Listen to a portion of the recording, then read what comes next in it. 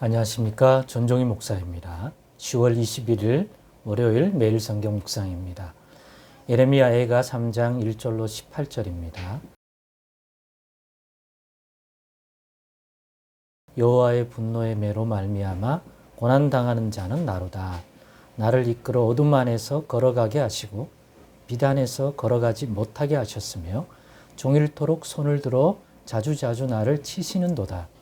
나의 살과 가죽을 쇠하게 하시며 나의 뼈들을 꺾으셨고 고통과 수고를 쌓아 나를 애우셨으며 나를 어둠 속에 살게 하시기를 죽은 지 오랜 자 같게 하셨도다. 나를 둘러싸서 나가지 못하게 하시고 내 사슬을 무겁게 하셨으며 내가 부르짖어 도움을 구하나 내 기도를 물리치시며 다듬은 돌을 쌓아 내 길들을 막으사 내 길들을 굽게 하셨도다. 그는 내게 대하여 엎드려 기다리는 곰과 은밀한 곳에 있는 사자 같으사 나의 길들로 치우치게 하시며 내 몸을 찢으시며 나를 적막하게 하셨도다. 활을 당겨 나를 화살의 관역으로 삼으시며 화살통의 화살들도 내 허리를 맞추셨도다. 나는 내 모든 백성에게 조롱거리 곧 종일토록 그들의 노랫거리가 되었도다. 나를 쓴 것들로 배불리시고 쑥으로 취하게 하셨으며 조약돌로 내 이들을 꺾으시고 재로 나를 덮으셨도다. 주께서 내 심령이 평강에서 멀리 떠나게 하시니 내가 복을 내어 버렸으며 스스로 이르기를 나의 힘과 여호와께 대한 내 소망이 끊어졌다 하였도다. 아멘.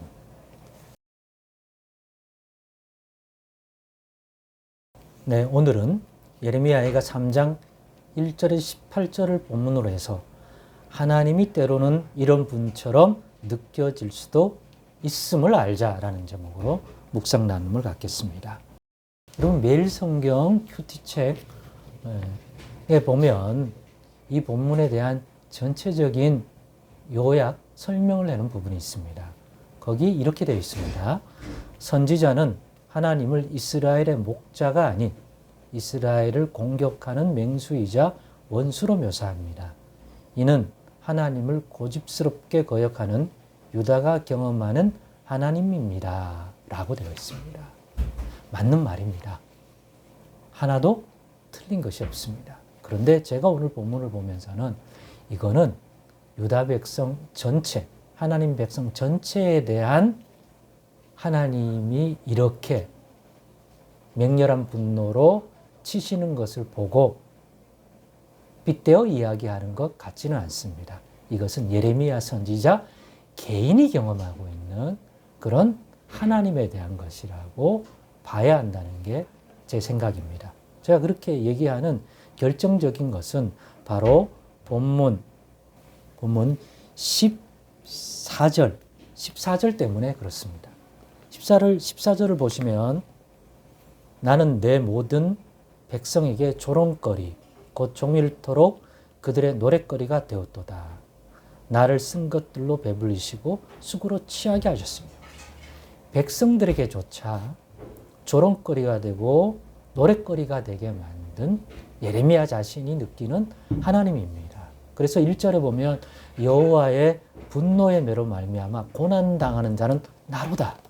분명히 여호와께서 분노하셔서 죄악 가운데 반성할 줄 모르고 돌이키지 않는 예루살렘과 유다 백성에게 진노를 내리신 게 마땅하다. 그런데 정작 지금 현재 그런 여호와의 분노의 매를 당하고 있는 것은 예레미야 선지자 자신밖에 없고 백성들은 멀쩡한 거예요.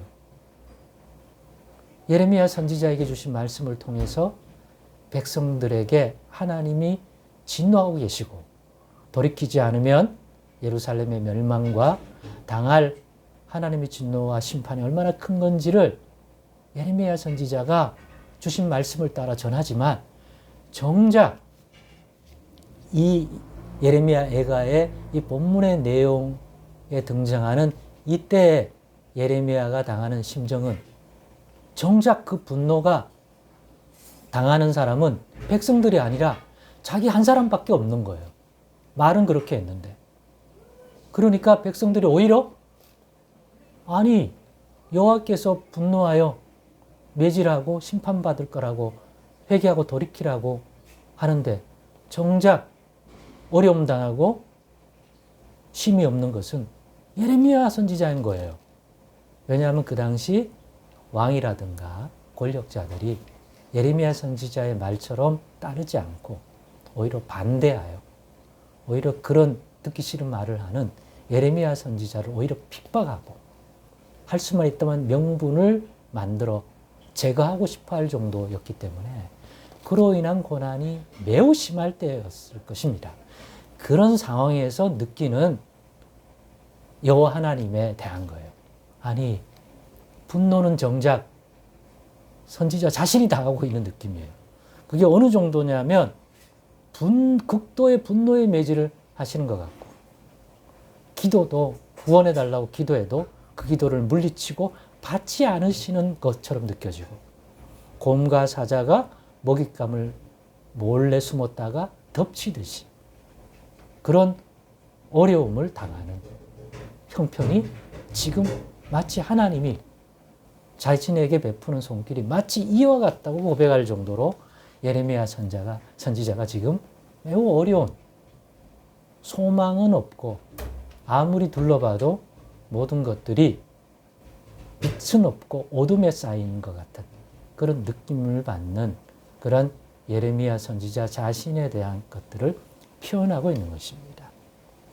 물론 결과론적으로 끝에 가보면 역전이 일어나죠.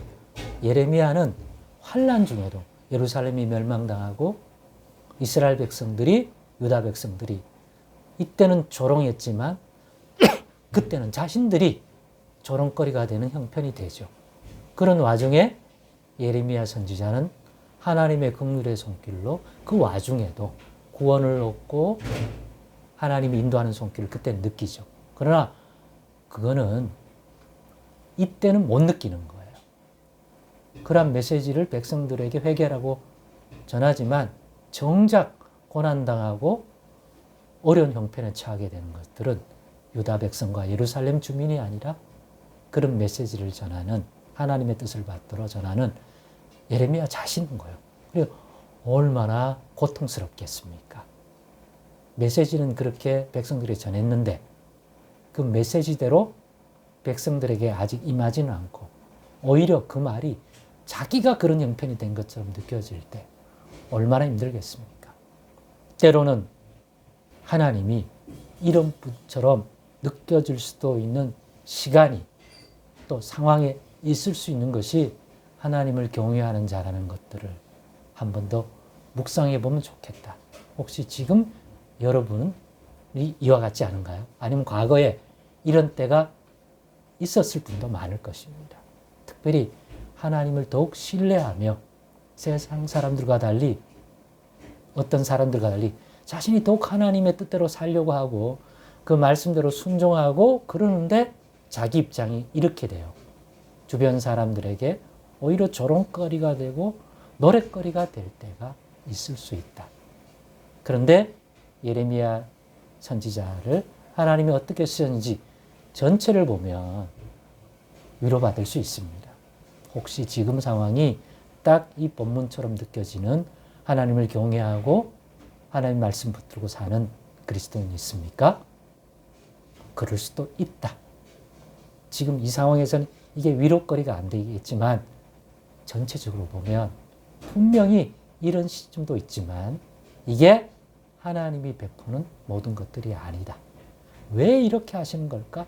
그것들은 좀 더 지나가면서 묵상해 보도록 하십시다. 오늘은 이럴 수도 있는 것, 하나님을 신뢰하는 자들의 삶의 한 일부분일 수 있다 하는 생각도 가지면 또 유익이 있다 생각을 해봅니다. 기도하겠습니다. 하나님, 기쁨의 시간은 아니지만 우리가 생각한 것보다 더 예수 믿는 자들이, 하나님을 경외하는 자들이 이렇게까지도 현실의 삶 가운데에서 놓일 수 있다는 것, 그것이 주는 어떤 이해가 있기를 원합니다. 그것이 또 견뎌낼 수 있는 좋은 또 위로가 될 수 있기를 원합니다.